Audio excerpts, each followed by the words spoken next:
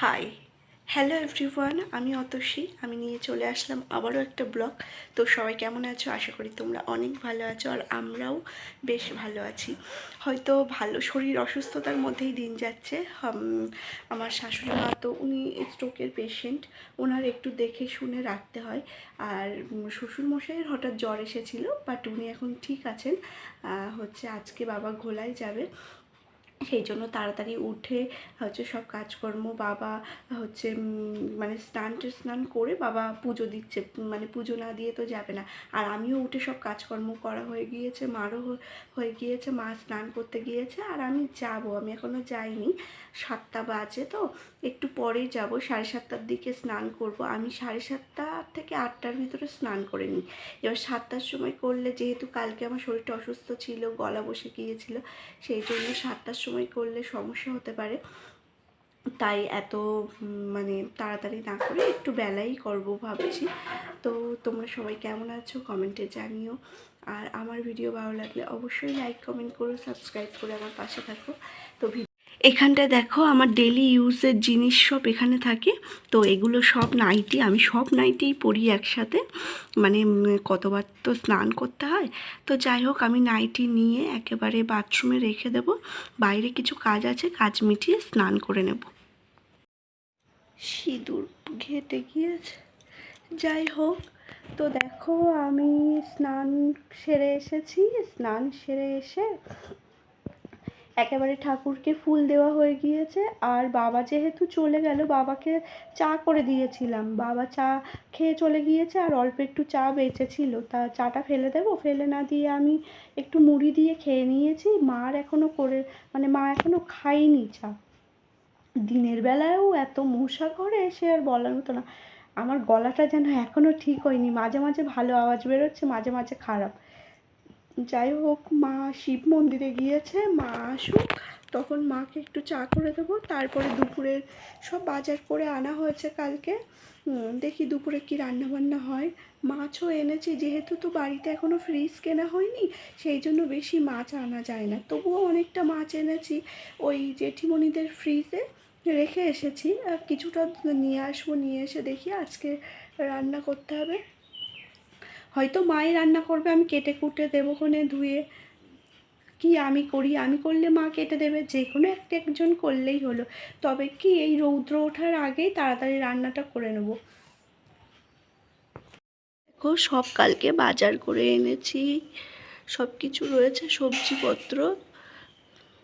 তবে বাড়িতে কেউ নেই, খাওয়ারও কেউ নেই তেমন একটা, সেই জন্য তো বাবা তো রাতের বেলা আসবে, আর তোমাদের দাদা ভাই তো সেই দুপুরবেলা। ভাবছি এইগুলো ভাজা করব, তাও সবগুলো না, অর্ধেকটা নেব।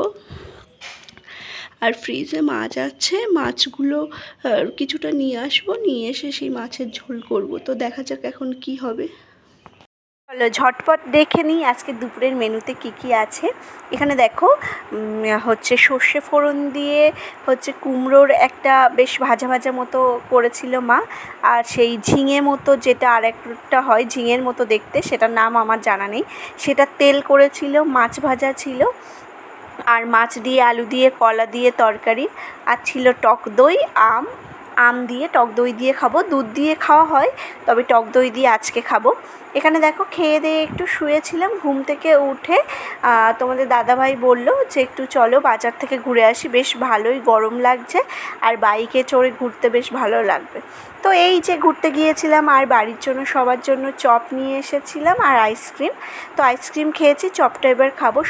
সবারই খাওয়া হয়ে গিয়েছে, আমারটাই বাকি ছিল। আর এখানে দেখো মা পাকা পেঁপে কাটছে, পেঁপে আর কাঁঠাল আছে। এখন তো আম কাঁঠালের সবার ঘরে কম বেশি আম কাঁঠাল থাকবেই। তো ঘুরে ফিরে আসলাম, বাইরে তো আর কিছু খাইনি, ওই যা খাবার এনেছিলাম তা বাড়ি বসে সবাই মিলেই খেলাম। খাওয়া দাওয়া করে ওই ঘর থেকে এই ঘরে আসলাম। তোমাদের দাদা ভাই বাবা সবাই খেলা দেখছে, তো আমি ভাবলাম কেননা আমি ওই ঘরে গিয়ে ভিডিওটা এন্ড করি।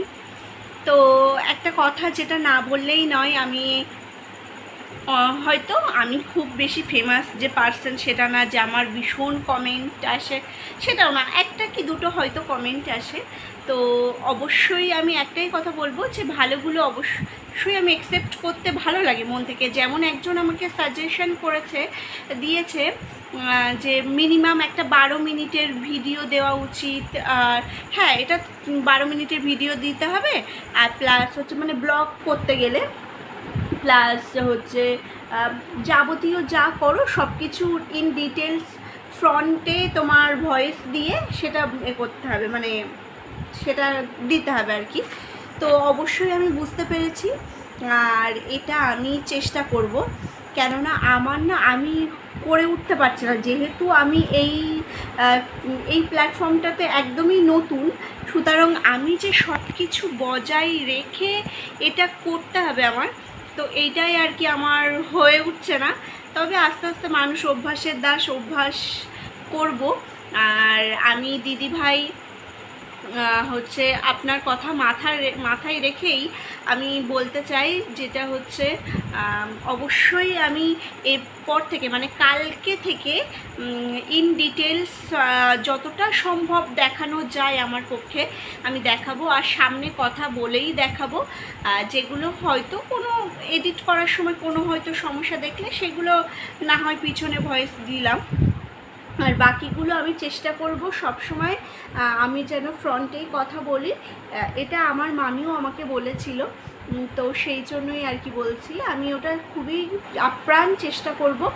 আর এবার থেকে মাথায় রাখবো যে একটু লং ভিডিও দেওয়ার।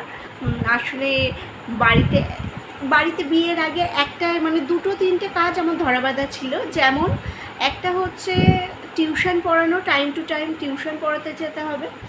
দ্বিতীয়ত হচ্ছে পুজো দিতে হবে। দুটো মানে রেগুলারিটি আমার একটা কাজের মধ্যে পড়ে। আর আর আর আর কিছুই না। আর খাওয়া দাওয়া, ঘুম, এই হচ্ছে একটা ব্যাপার ছিল। কিন্তু যখন আমি বিয়ে হয়ে গিয়েছে, একটা সংসারে এসেছি, সুতরাং আমার তো একেবারে হাত গুটিয়ে বসে থাকাটা যায় না, সেটা চোখে ভালোও লাগে না। আর হচ্ছে ওটা দেখতে ভালো লাগে না যে আমি একজন কাজ করছে, আমার শাশুড়ি মা কাজ করছে, শ্বশুরমশাই কাজ করছে, আমি চুপচাপ বসে থাকবো, আমি দেখবো, সেটা তো ভালো দেখায় না। তবে কি মানে যেটা আমার হয় যে আমার যদি কেউ একজন ফোনটা ধরে দেয় তাহলে ঠিক আছে, মানে আমি করতে পারি কাজকর্ম, সব কিছু ডিটেলস দেখাতে পারি, করতে পারি। তোমাদের দাদাভাই যখন থাকে তখন ও ফোনটা ধরে দেয়, আমি তখন অসুবিধা হয় না। তখন কি হয় যে আমি মোটামুটি তখন দেখবে বেশ ভিডিওগুলো বড় বড় হয়ে যায়, লং বেশ অনেকটা টাইম হয়ে যায়, 14 মিনিট হয়ে যায় এরকম।